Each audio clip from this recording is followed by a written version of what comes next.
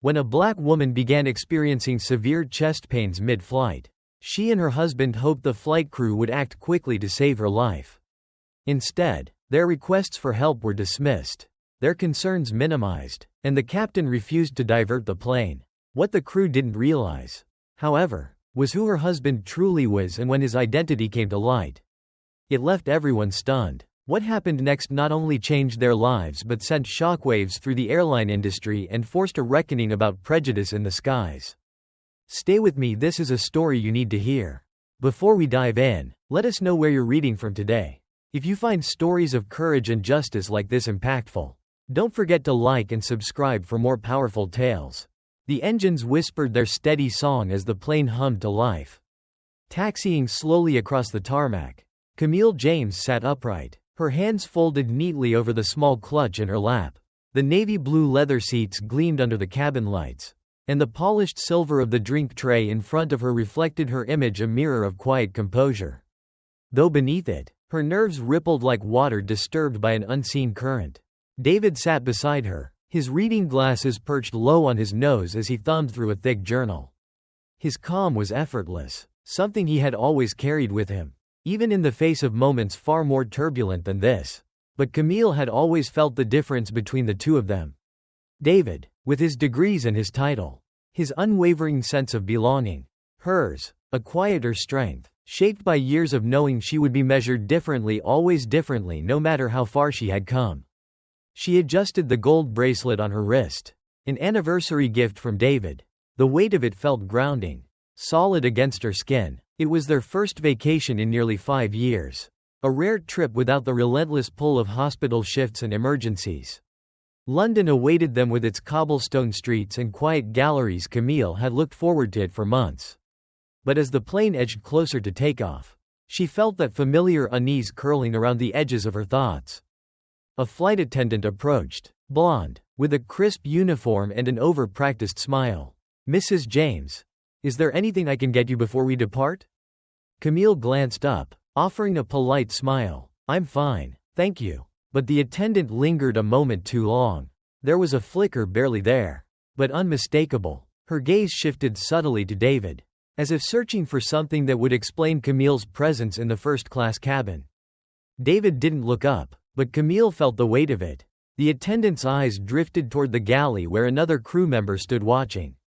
Their exchanged glance speaking volumes in the silence. Camille pressed her back into the seat, the leather cool beneath her shoulders. The plane was not yet airborne, and already she felt it, that unspoken questioning. The small doubt that settled in the air like dust no one wanted to acknowledge. When the attendant finally moved away, Camille turned to David, her voice low. "Did you see that?" His eyes didn't leave the page. "I did. Let it go." But letting go wasn't as simple as David made it sound. It wasn't the first time, and it wouldn't be the last. The moments never announced themselves with grand gestures or loud proclamations.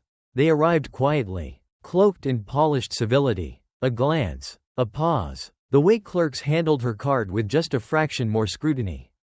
The delay in addressing her directly, as if searching for permission from anyone else before engaging her. She had learned, long ago, that racism didn't always wear the face of anger. Sometimes, it was the soft dismissal of your presence, the hesitation in someone's smile. David reached over and squeezed her hand.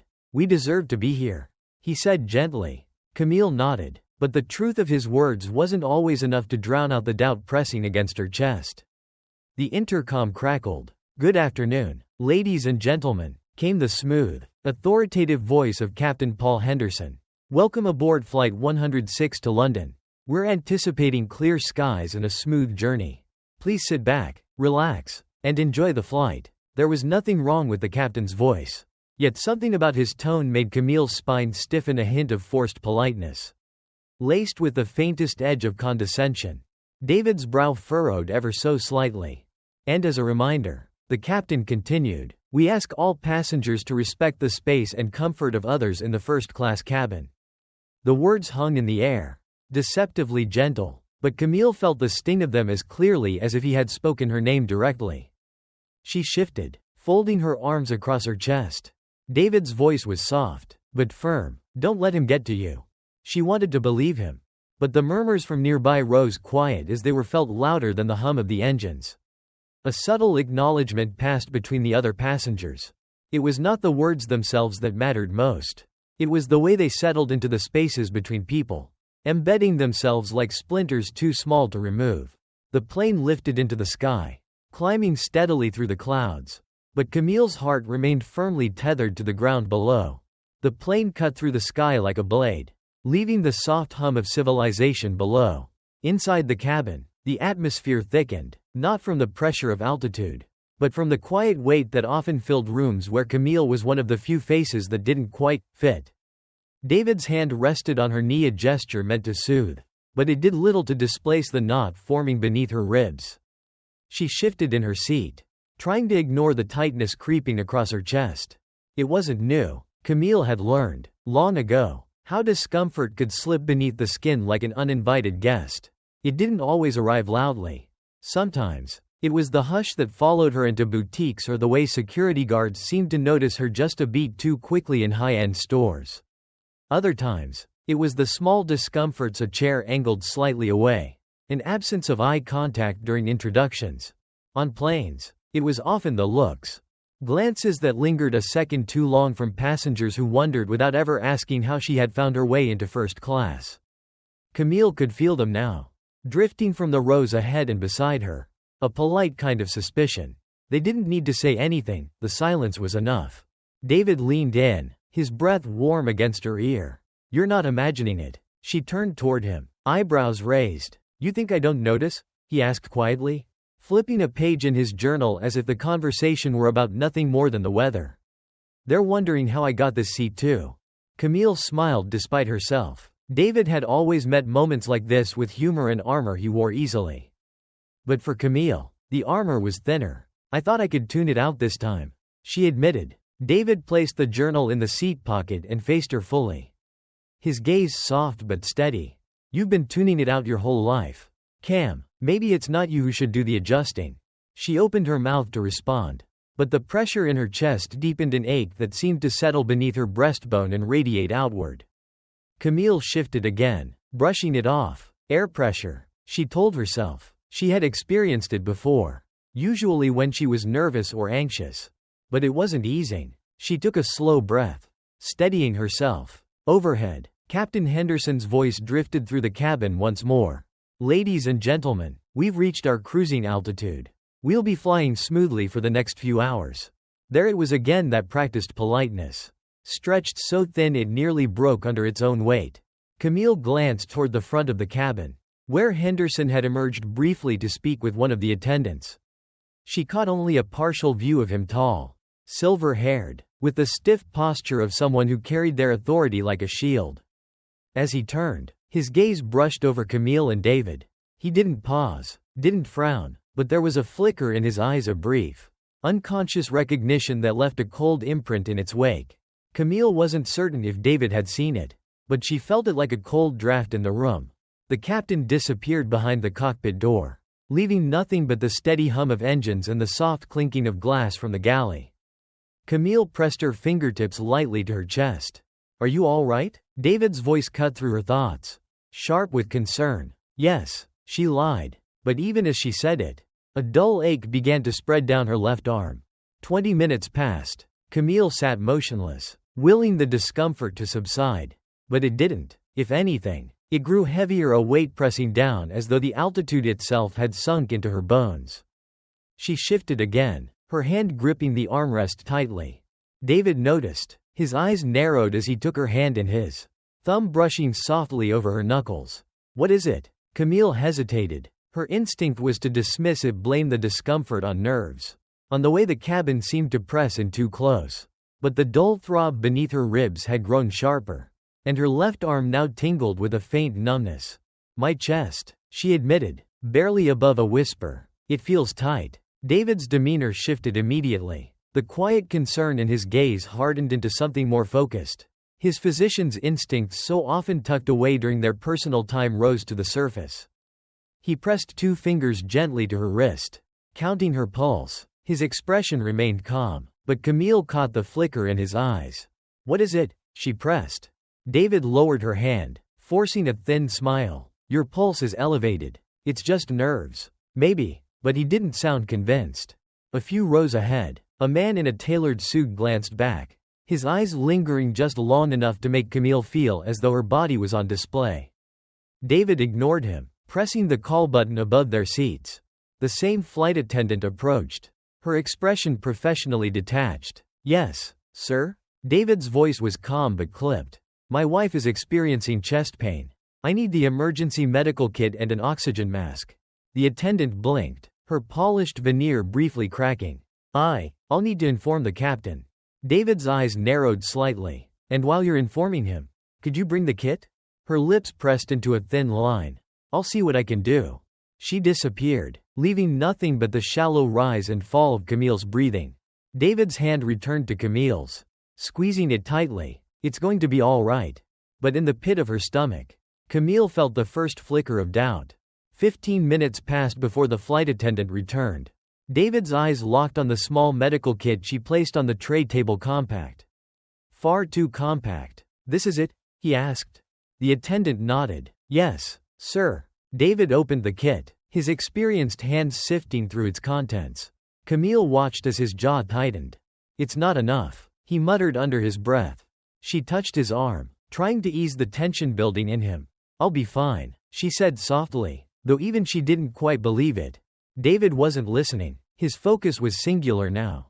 The same focus he carried into every surgery he had ever performed. I need you to breathe slowly, he instructed. As Camille followed his lead, she noticed the glances from nearby passengers. The subtle side eyes, the soft whispers. One older man whispered something to his wife, shaking his head slightly as if the entire situation were an inconvenience. Camille closed her eyes. She had hoped to leave it behind just for one vacation. But even at 30,000 feet, prejudice found its way into the cracks. The hum of the engines should have been a comfort. But to Camille, it felt like the distant growl of something closing in. The ache in her chest had not eased. If anything, it deepened, slow, deliberate, as though testing how much space it could take before she broke. David sat rigid beside her, one hand resting lightly on her wrist, the other fidgeting with the zipper of the inadequate medical kit. His eyes never left her face, though his mind was somewhere else, calculating, weighing possibilities. Camille knew that look. She had seen it after long nights in the emergency room when David returned home with the weight of someone else's tragedy pressed into his shoulders. Now, that same weight sat between them. David, she whispered, swallowing against the tightness. I'm okay. But her hand trembled in his. He said nothing, just brushed his thumb over her palm. She felt the tension in that small gesture, the way he tried to hide the fear creeping beneath his calm exterior. The flight attendant returned, her steps quick but reluctant. I spoke with the captain, she said, carefully avoiding David's eyes. He's aware of the situation. David's grip on Camille's hand tightened slightly. And? She shifted uncomfortably, as though the weight of her answer might break her posture.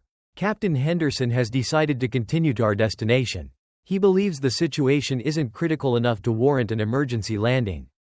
Camille saw it happen the moment David's composure slipped. It wasn't in his voice, which remained even, nor in his words, which were measured and calm. It was in his eyes, which hardened into something sharp and unrelenting. Not critical enough? David repeated slowly, his voice low, deliberate. My wife is experiencing symptoms of a heart attack. And your captain believes it's not critical enough? The attendant lowered her gaze, her polished confidence unraveling under his stare. I'm sorry, she said, though Camille doubted she truly was. I can bring more oxygen. But the decision is ultimately his. David exhaled sharply, as if trying to force down the anger rising in his throat. Fine, he said, bring the oxygen, and tell your captain that if he waits until this becomes critical, I will personally ensure his name is on every legal document I file when we land. The attendant nodded briskly and hurried away. Camille tugged at David's sleeve, her voice soft but steady. David, it's all right. No, he said, not unkindly but with finality. It's not. The minutes dragged. David adjusted the small oxygen mask over Camille's face with the same precision he used in the operating room. Though his hands were heavier now, more uncertain, it wasn't enough. They both knew it. Camille could feel the weight of the other passengers' gazes settling around her. Some glanced briefly before returning to their books or in-flight entertainment, eager to put distance between themselves and the unfolding scene. Others stared openly, their curiosity untempered by shame. A man 2 rows ahead leaned toward his wife, whispering, but not softly enough. "Always a problem," he muttered. "Some people just need to stop causing a scene." Camille's chest tightened not just from the pain but from the familiar sting of those words. David heard it too. His head snapped toward the man, but Camille caught his arm before he could speak. "Don't," she said quietly. His jaw clenched, but he sat back, though not without shooting the man a look that left little doubt about how thin David's patience had worn. The ache in Camille's chest throbbed, now climbing toward her shoulder. David saw her wince and leaned closer. "How bad is it?" "It's manageable," she said, though the dampness on her forehead betrayed her. He didn't believe her. The flight attendant returned with the oxygen tank, but as David connected it, she hesitated in the aisle. "Is there something else?" he asked, barely glancing at her. I just wanted to make sure you were comfortable," she replied, but the unease in her tone said otherwise. Camille knew that tone. She had heard it before. Many times when clerks trailed her in department stores or when hotel staff assumed she had wandered into the wrong lobby. The soft, practiced politeness, the concern that wasn't really concern. David caught it too. "We're comfortable," he said, without warmth. The attendant lingered a moment longer before retreating. Camille shifted slightly, trying to find a position that didn't press the weight further into her chest. David's gaze followed the flight attendant as she disappeared toward the cockpit. His voice was low when he spoke again. "She's nervous," he said. "She's nervous because we're in first class," Camille replied, managing a small, strained smile. David didn't laugh. Another 20 minutes passed. Camille's breathing grew shallow. David pressed his palm against her chest, as if he could steady her heart with touch alone. "She needs more than this," he muttered, more to himself than to anyone else. As he turned to press the call button again, the cockpit door opened, and Captain Henderson stepped into the cabin. He moved with the unshakable confidence of a man who rarely questioned his authority. Pausing briefly to greet a couple near the front before making his way toward David and Camille's row. "Dr. James," Henderson said, nodding as he stood over them. His voice was pleasant but impersonal, the same tone one might use when denying a passenger an extra carry-on bag. "I understand your concern." David rose slowly, meeting the captain's gaze without flinching. "If you understand, then why haven't we diverted?" Henderson's expression remained neutral. "I have a responsibility to the entire plane, not just one passenger." David's eyes narrowed. "She's not just one passenger. She's my wife, and if we wait until this worsens, I won't be the only one holding you accountable." A murmur passed through the cabin. Passengers watched, their curiosity sharpening into quiet tension. Captain Henderson shifted slightly, as though weighing his options. Finally, he smiled thinly, offering David a nod of forced politeness. "I'll keep monitoring the situation," he said, before turning and disappearing behind the cockpit door once more. David sank back into his seat, his hand returning to Camille's. But even as he held her, Camille could feel an ache not just from her chest but from the realization that even now, even here, some lives were measured differently. And the worst part was, neither of them were surprised. The soft chime of the seatbelt sign faded overhead, but to Camille, the sound felt distant, something happening in a room she no longer shared. The oxygen mask over her face hissed faintly with each shallow breath she took. And though David held her hand tightly, the ache in her chest no longer seemed to recognize his touch. Captain Henderson's footsteps echoed down the aisle, disappearing behind the heavy door of the cockpit. Camille knew how this would play out. She had seen it in hospitals, in schools, in boardrooms. The polite refusal, the gentle rebuke wrapped in authority, so carefully delivered that to fight back felt like overreacting. David's knee bounced beside her, a rhythm that betrayed the frustration simmering beneath his calm exterior.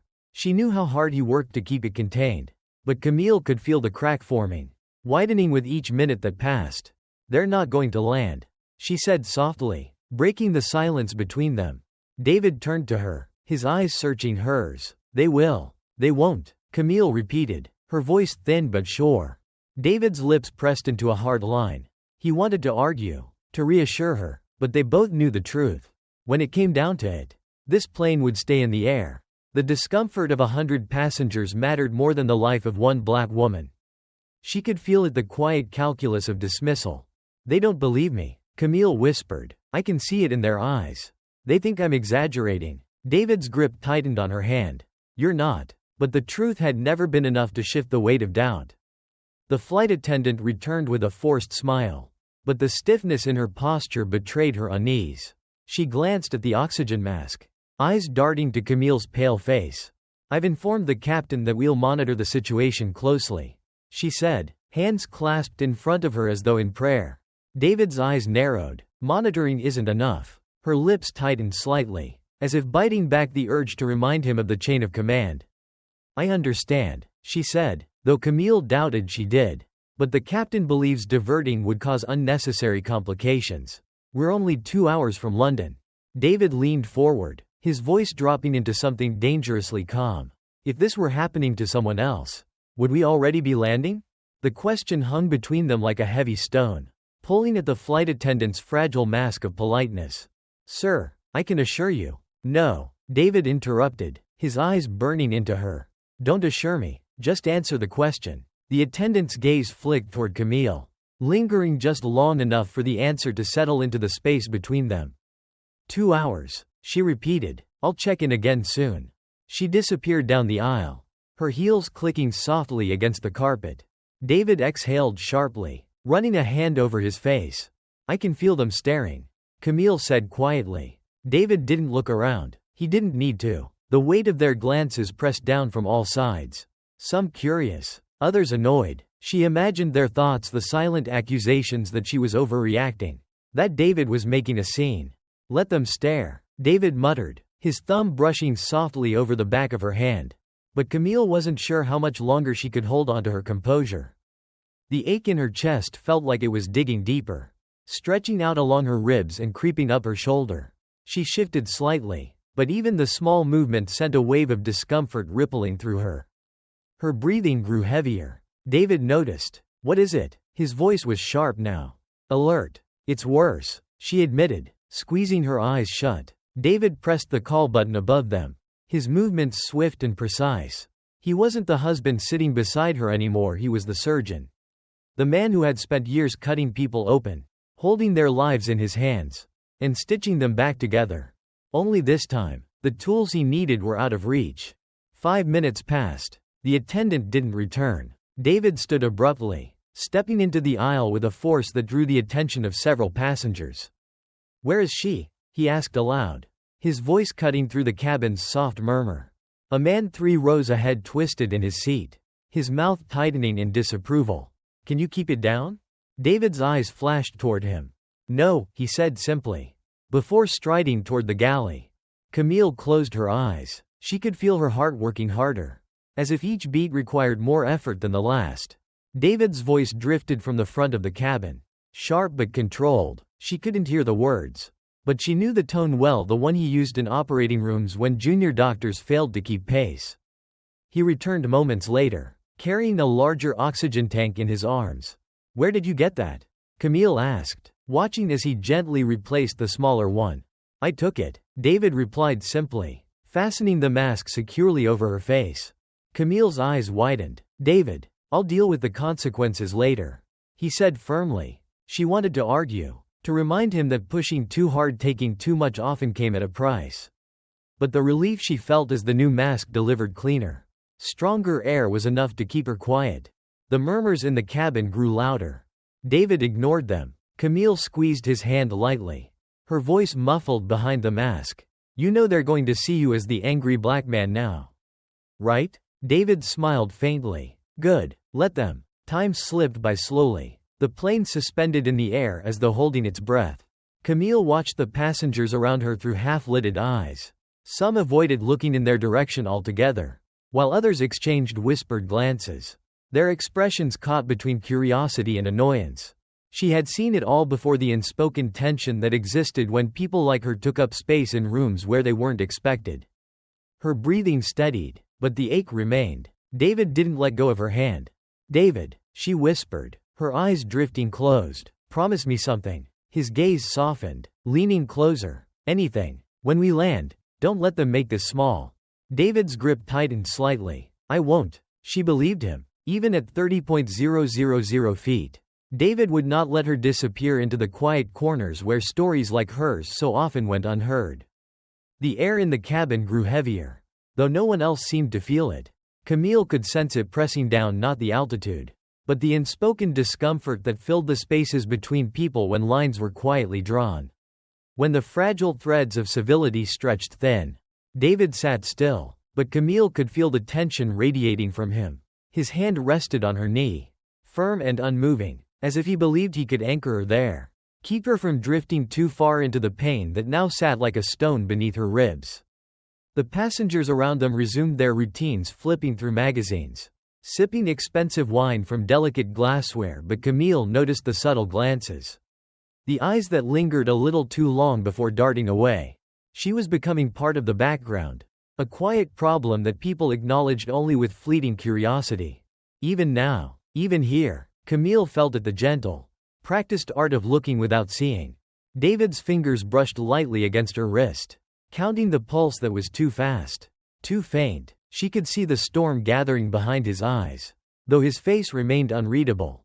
How bad is it? Camille asked softly, her breath shallow beneath the oxygen mask. David hesitated, his gaze fixed on the space where his hand met hers.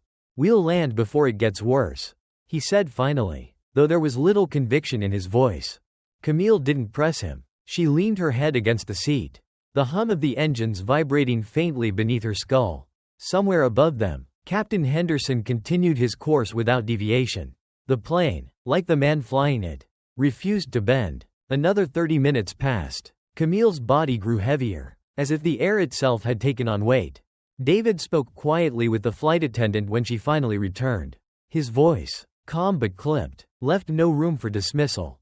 But Camille caught the hesitation in the attendant's eyes, the way her gaze flickered nervously toward the cockpit before offering rehearsed reassurances. We're monitoring the situation closely, she said, as if the words held weight. David didn't respond right away. He held Camille's gaze instead, and in that silent exchange, they both understood. Monitoring meant waiting, and waiting, in times like this, was a privilege not often afforded to people who looked like Camille.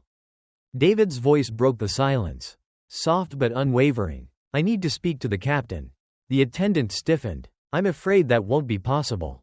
Dr. James. David's brow furrowed slightly. He's not unreachable. Walk me to the cockpit. The attendant's mask of politeness faltered. Sir, David's eyes didn't leave hers. If my wife loses consciousness, it will be because you and your captain chose to wait. I'll remind you that I'm a surgeon, and I know exactly what I'm looking at. Camille reached for his arm. David, don't. But the softness in her voice did nothing to dull the edge in his. I want him to look me in the eye. David continued, and tell me why a plane full of strangers deserves to be comfortable more than my wife deserves to live. A few heads turned. Murmurs floated in the air like smoke curling between rows of seats. The attendant shifted uncomfortably. I'll speak to him again. David didn't thank her. He didn't move until she disappeared from view. And when he finally sat down, Camille could see the frustration etched deep into the lines of his face. You can't make them care. David, she said quietly. He exhaled slowly, rubbing his thumb over her knuckles. I don't care if they care, he replied. I care that they listen. The plane flew forward, unbothered by the weight of the confrontation simmering below. The captain's voice returned over the intercom, polite as ever. Ladies and gentlemen, we appreciate your patience. We'll begin our descent into London shortly. Camille closed her eyes. The words felt distant, irrelevant. David's hand was warm against hers, but Camille's skin had grown cold. He checked her pulse again, though she knew he was counting more for himself than for her.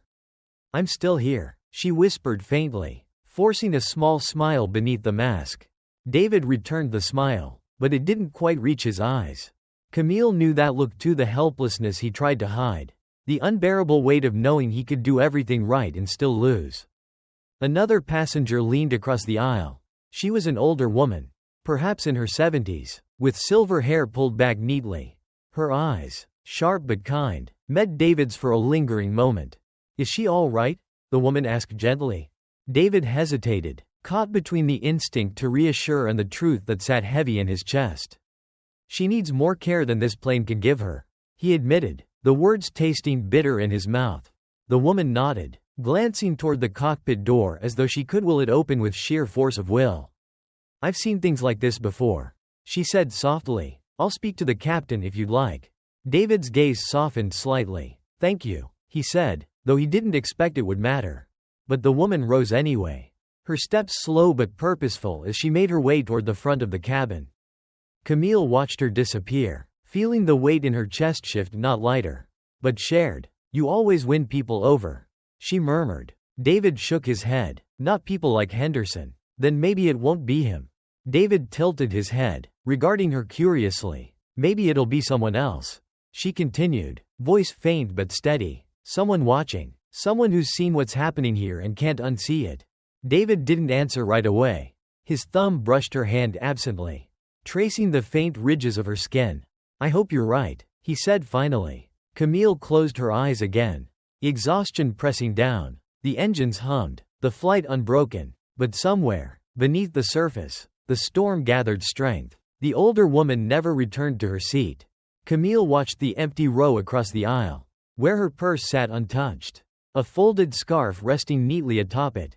A small, quiet defiance. She had left everything behind when she stepped toward the front of the cabin. David's eyes flickered toward the cockpit door every few minutes, as if willing it to open, but it remained sealed, indifferent to the weight of what was unfolding behind it. Camille shifted against the seat, pressing a hand to her chest.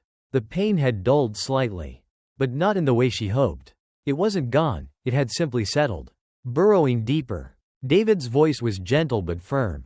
How's the pain? Bearable. He studied her, unconvinced. David, she said softly, lowering the mask from her face.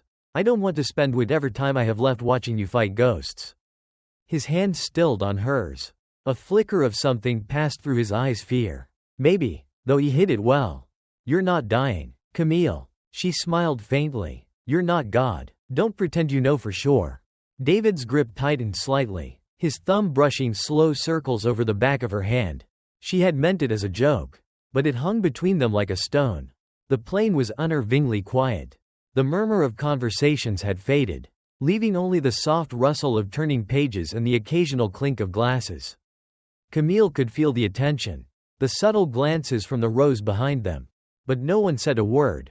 Invisibility had always been a strange thing. Some days, she felt like the world looked right through her. Other times, it seemed to see nothing but her.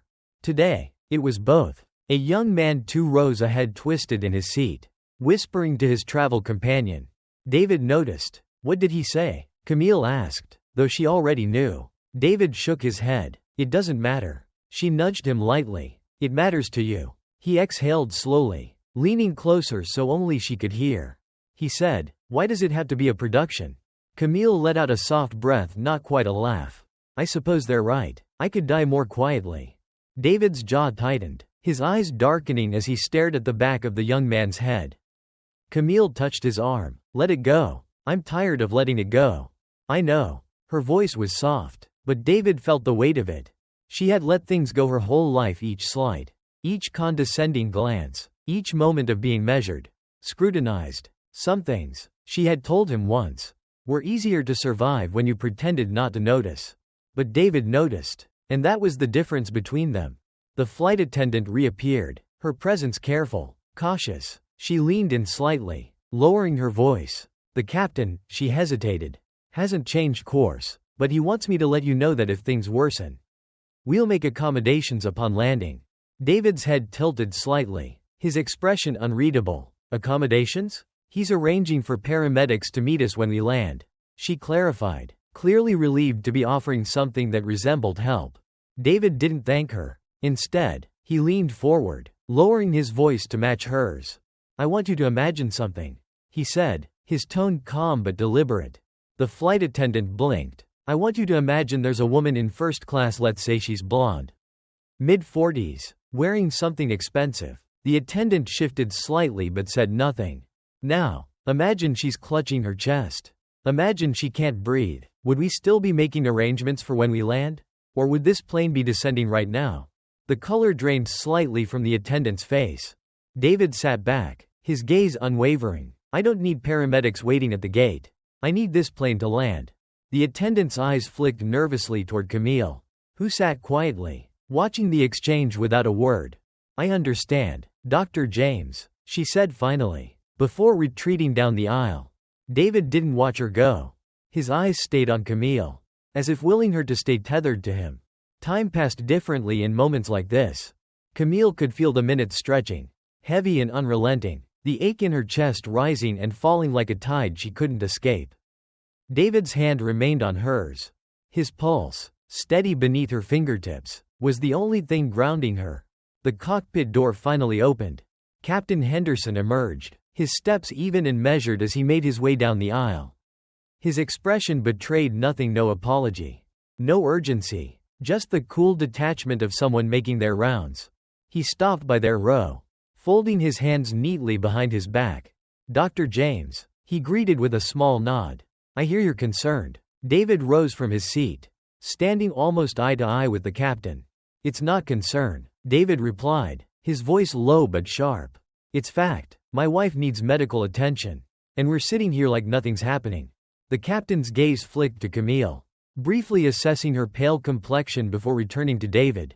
I have a responsibility to everyone on this plane, Henderson said evenly. Making an emergency landing is no small matter. I have protocols to follow. David's eyes narrowed. Protocol won't save her life. A flicker of something crossed the captain's face, annoyance. Perhaps. I'll remind you, Dr. James, that this is my plane, Henderson said, his voice dipping into something colder. And I will not compromise the safety of everyone else for what might be a false alarm. David took a slow breath, his hands flexing slightly at his sides. It's not a false alarm, he said, his voice quieter now, more dangerous. Camille watched the exchange, her chest rising and falling with effort. She could feel the tension like static, two men standing at the edge of something neither was willing to step back from. The passengers around them sat in silence, pretending not to hear, though their eyes betrayed them. Camille's fingers brushed David's arm, grounding him. Let him go, she whispered faintly. David's gaze didn't shift from the captain's. But after a moment, he sat down. The captain straightened, smoothing his jacket. If anything changes, Henderson said, you let me know. And just like that, he turned and disappeared behind the cockpit door. Camille exhaled softly, leaning back against the seat. You're right, David murmured. About what? They don't believe you. Camille's eyes drifted closed. I know, she said quietly. I never expected them to. The captain's footsteps faded down the aisle, but the echo of his words hung in the air long after he disappeared behind the cockpit door. Camille watched David's hand clench and unclench on the armrest beside her, the muscles in his forearm tightening as if he was holding something back that might spill over if he wasn't careful. She reached over, her fingers threading through his. Let it go, she whispered, though her own breath came shallow and thin beneath the weight in her chest. David didn't speak, but his hand remained wrapped around hers, warm and steady. For a moment, neither of them said anything. But Camille felt it, the rising tension in David's body, the quiet fury he swallowed down. It wasn't just about her health. It was the insult of being dismissed, of watching someone else decide that the life of the woman he loved wasn't worth the inconvenience of landing a plane. Camille had seen this part of David before, the part that clenched his jaw a little too tight, the part that never forgot. It wasn't anger, not exactly. It was the quiet rage of a man who had spent too many years trying to save people in rooms where his presence had always been questioned.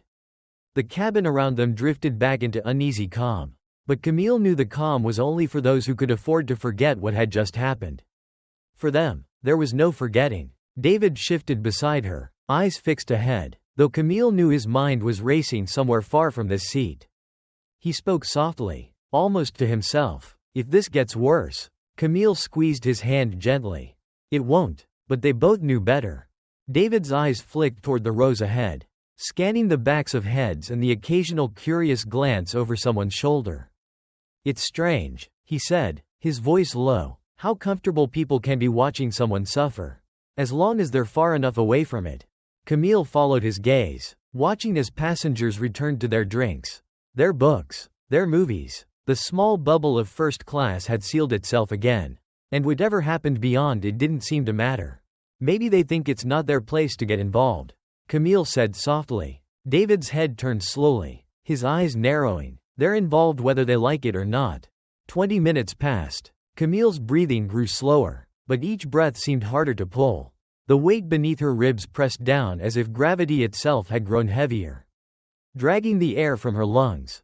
David noticed. His hand brushed over her forehead, lingering just long enough to feel the cold sweat that had begun to collect along her hairline. Camille, I'm fine, she cut him off quickly.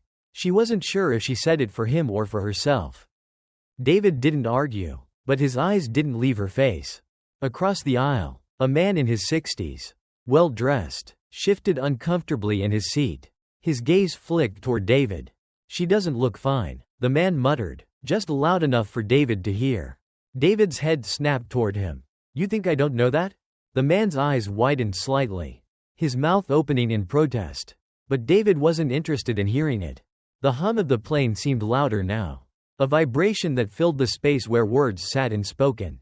Another 10 minutes. Camille's eyes fluttered closed, but David's voice broke through the haze. Stay with me, he said quietly, brushing a loose curl from her forehead. She smiled faintly beneath the oxygen mask. I'm here. But David could feel it slipping. He pressed the call button again. It took longer this time. The flight attendant approached slowly, her eyes cautious as if she already knew what David would ask.